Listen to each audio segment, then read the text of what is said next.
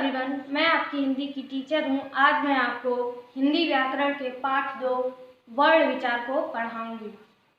आइए हम जानते हैं कि वर्ण किसे कहते हैं। भाषा की सबसे छोटी इकाई को हम वर्ण कहते हैं, जिसके हम टुकड़े नहीं कर सकते। जैसे मैं अगर लिख दूँ कि कमल, तो कमल में क प्लस म प्लस ल, इसको हम तोड़ सकते हैं। लेकिन अगर मैं लिख दूँ सिर्फ क, तो क को हम तोड़ सकते हैं? नहीं तोड़ सकते हैं। इसको हम न तोड़ सकते हैं न इसका खंड कर सकते हैं, इसीलिए हम इसको क्या कहेंगे? वर्ण। वर्ण वही होता है जिसका हम खंड कर सके न जिसको तोड़ सके। भाषा की यह सबसे छोटी इकाई होती है। किसी भाषा को सीखने के लिए एवं शुद्ध लिखने के लिए सबसे जरूरी हमारे लिए क्या है? वर्ण। वर्ण ही हमें वर्ण का ज्ञान होगा तो वर्णों के बाद हमें क्या? वर्णों से मिलकर शब्दों का निर्माण होता है और शब्दों से मिलकर वाक्यों का निर्माण होता है। अब हम आते हैं वर्णमाला पे। वर्णमाला का अर्थ होता है वर्णों की माला, अर्थात वर्णमाला वर्णों के क्रमबद्ध एवं व्यवस्थित समूह को ही हम वर्णमाला कहते हैं। वर्णमाला या वर्ण को 2 भागों में बांटा गया है, स्वर और व्यंजन।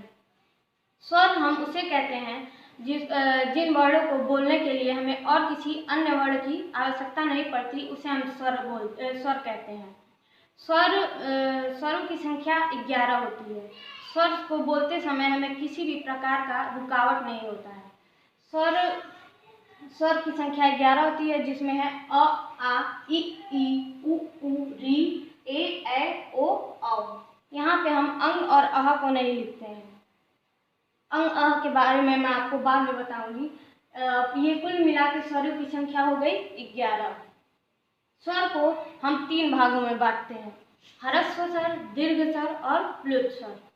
ह्रस्व स्वर उसे कहते हैं जिन वर्णों को बोलने के लिए हमें सबसे कम समय लगता है, उसे हम ह्रस्व स्वर कहते हैं। इसकी संख्या 4 होती है, अ, ई, ऊ तथा री।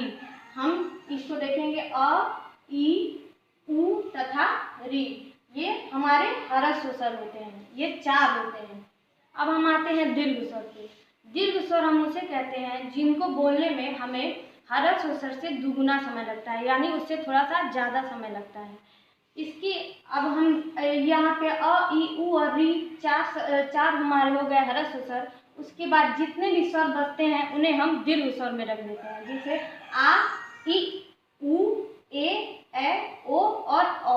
ये कुल मिला के 1, 2, 3, 4, 5, 6 और 7, यानी दीर्घ स्वरों की संख्या कितनी हुई? 7। जितने बचते हैं वो सब दीर्घ में आते हैं। इसके बाद आता है प्लुत स्वर।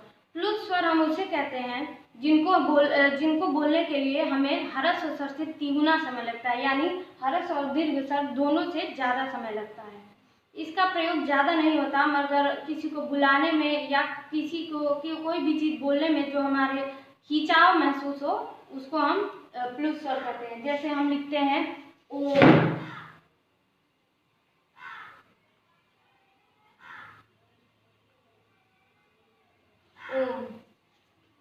यहाँ पे हम अगर बोले ओम, तो यहाँ पे हमारे बोलने में ध्वनि में क्या थोड़ा सा खिंचाव आ रहा है, इसे ही हम प्लुत स्वर कहते हैं। इसका चिन्ह ये होता है, इसे हम ऐसे भी लिखते हैं, इसका चिन्ह ऐसे भी हो सकता है, इसे ही हम प्लुत स्वर कहते हैं।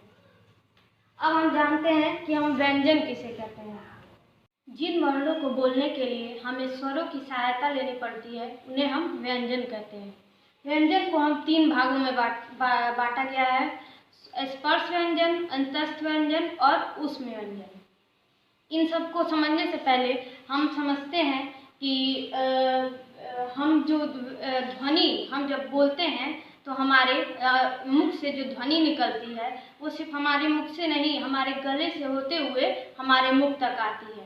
हमारे गले से होते हुए हमारे मुख तक आने तक हमारे बीच में, ये बीच जो पड़ता है, बीच गले में 5 स्थान पड़ता है, जिसमें हमारे मुख से आवाज़ निकलने में जो वायु निकलता है उसमें 5 स्थान पड़ते हैं। जैसे मान लीजिए ये हमारा गला है, यह नीचे से लेके यहाँ कंठ से लेके मुख तक, यहाँ पे हम 5 किसी भी शब्दों को बोलने के लिए या ध्वनि निकालना, हमारे मुख से जो ध्वनि निकलती है, तो हम इन 5 स्थानों से होते हुए ही ध्वनि जो है हमारे मुख तक आती है। जब हम कुछ बोलते हैं तो पहले हम कंठ से बोलते हैं। कंठ हम किसे कहते हैं? जो ये हमारा कंठ यहाँ पे होता है वो कंठ। पहले कंठ से हमारे वो ध्वनि निकलती है, उसके बाद तालु, उसके बाद मूर्धा, उसके बाद दंत और उसके बाद ओष्ठ, आखिर में ओष्ठ तक आती है। इन्हीं पांच स्थानों से होते हुए हमारी जो ध्वनि है वो बाहर निकलती है। और हमारी ध्वनियाँ निकलती है तो इन 5 स्थानों पे जो वायु का प्रेशर होता है वो कहीं कहीं ज़्यादा, दबाव जो होता है कहीं कहीं ज़्यादा पड़ता है किसी स्थान पे, जैसे कंठ पे ज़्यादा पड़े चाहे तालु पे कम पड़े, ऐसे ज़्यादा और कम पड़ता रहता है। इन्हीं गले एवं मुख के स्थानों के आधार पर हमने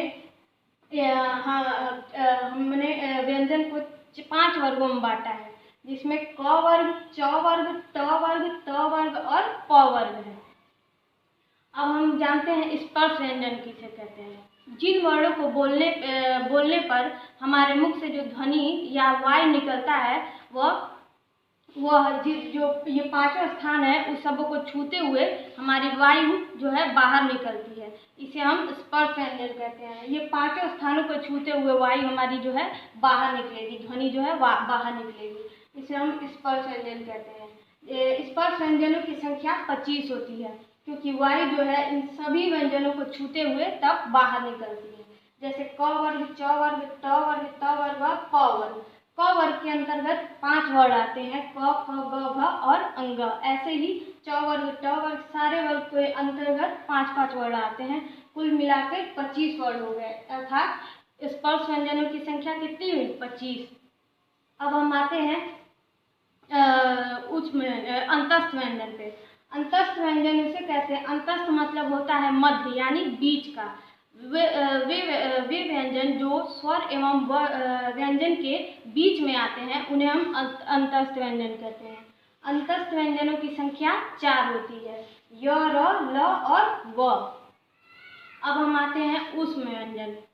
ऊष्म व्यंजन उन्हें उन वर्णों को कहते हैं जिन वर्णों को बोलने पर हमारे मुख से गर्म सांस निकलती है।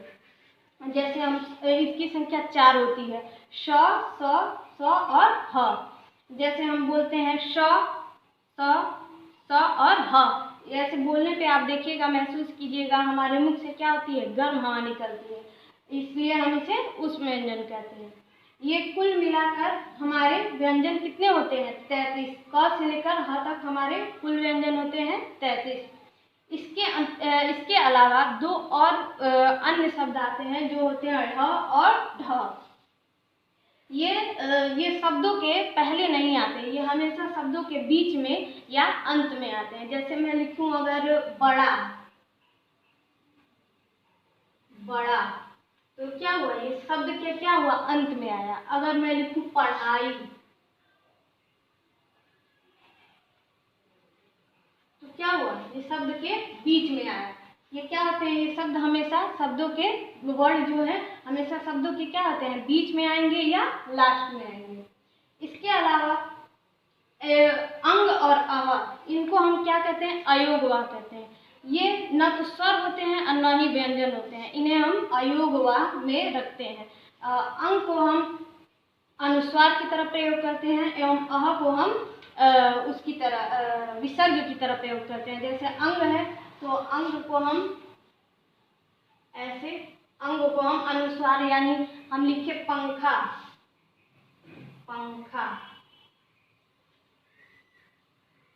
तो क्या हुआ? हमारा ये अनुस्वार हुआ। ये अंग को हम कैसे यहाँ पे लाके अनुस्वार की तरह प्रयोग करते हैं, और अह को हम विसर्ग की तरह प्रयोग करते हैं। जैसे हम लिखे पुनः, यहाँ पे हम विसर्ग की तरह यहाँ पे किसको प्रयोग किए हैं? अंग को। ऐसे ही कुछ और शब्द होते हैं, जैसे आव। आ और ओ के बीच में एक ध्वनि आती है जिसे हम आव करते हैं। ये इसको हम आगत ध्वनि कहते हैं। ये ध्वनियाँ ज़्यादातर अंग्रेजी शब्दों को हिंदी में लिखने में प्रयोग की जाती हैं। जैसे मैं लिखूँ डॉक्टर, तो इसकी मात्रा देख रहे हैं, इसका चिन्ह ऐसे होता है डॉक्टर।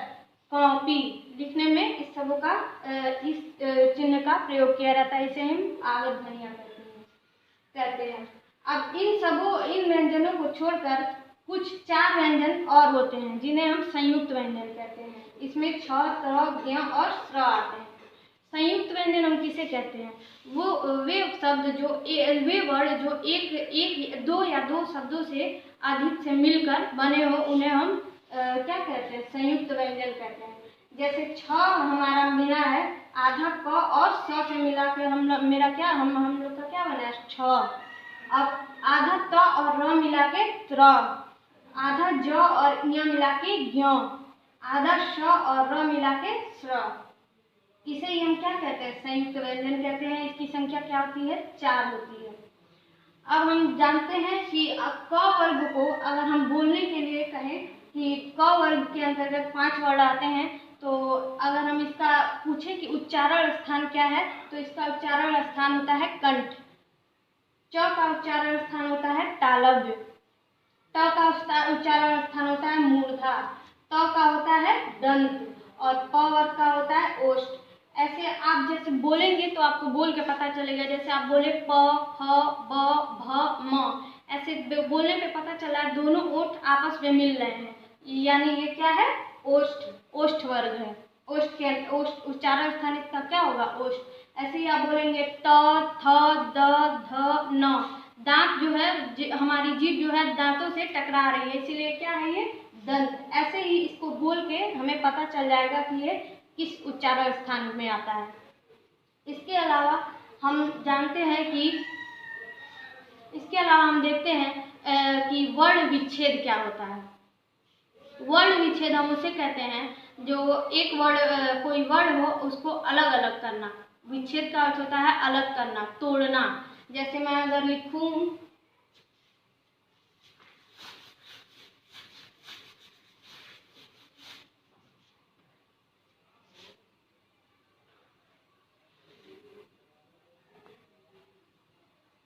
मैंने लिखा अगर कमल, तो हम इसको तोड़ के लिखते हैं तो हम उसे वर्ण विच्छेद कहते हैं। इसे तोड़ते हैं, हम देखते हैं कैसे तोड़ता है।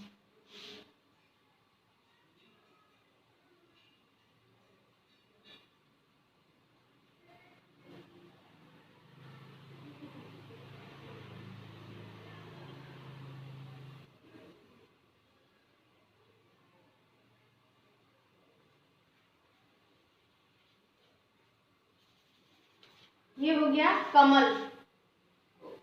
कमल जो है जैसे क, आधा क और अ मिला के क, आधा म और अ मिला के म और आधा ल मिला के ल, इसको हमने तोड़ा है, अलग अलग करके लिखा है। इसे हम क्या कहते हैं? विच्छेद कहते हैं। वर्ण विच्छेद यानी उसको अलग अलग करके लिखना। जो हमारे व्यंजन स्वर होते हैं वो 11 होते हैं, लेकिन उनकी मात्राएं जो हैं वो 10 होती हैं। और जो एक ऐसा वर्ण है जिसकी कोई मात्राएं नहीं होती हैं। जैसे हम देखते हैं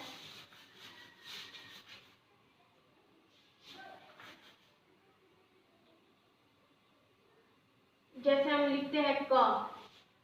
और जो ऐसा वर्ण है ऐसा स्वर है जो हर वर्ण में, हर व्यंजन में पहले से ही होता है। जैसे हम लिखते हैं क, तो इसमें इसको हम तोड़ेंगे तो क्या होगा? क, आधा क और अ बराबर क। अब अ के बाद क्या आता है स्वर में? अ के बाद आता है आ। तो हम क में आ की मात्रा जोड़ेंगे तो ये क्या हो जाएगा? का। उसके बाद आता है ई, छोटी, तो हम इसमें ई की मात्रा जोड़ेंगे, छोटी की मात्रा, तो ऐसे हो जाएगा की। अब अगर उसके बाद आता है बड़ी ई, तो हम इसमें बड़ी की मात्रा जोड़ देंगे तो बड़ी ई की। उसके बाद आता है ऊ, तो हम इसमें ऐसे ऊ की मात्रा जोड़ देंगे, छोटी ऊ की मात्रा, तो ऊ। ऐसे हम उसके बाद बड़ा ऊ, तो उसमें बड़ा ऊ की मात्रा जोड़ देंगे। ऐसे ही सारे जितने भी स्वर हैं सबकी मात्राएं होती हैं, मगर एक अ जो है उसकी कोई मात्रा नहीं होती, क्योंकि प्रत्येक व्यंजन में अ स्वर जुड़ा होता है। तो अगर आपसे पूछे कि स्वर कितनी होती हैं, तो स्वरों की संख्या क्या होती है? 11। लेकिन अगर उसकी मात्राएं पूछे तो स्वरों की मात्राएं कितनी होती है? 10, क्योंकि अ की कोई मात्रा नहीं होती। अब हमने समझ लिया स्वर और व्यंजन और जितने भी आपके इससे संबंधित पॉइंट्स थे आपने सब समझ लिए। अब हम आपको इससे संबंधित जितने भी नोट्स हैं प्रोवाइड करा देंगे, उसको अच्छे से पढ़िएगा, याद करिएगा और उसको लिखिएगा। Thank you.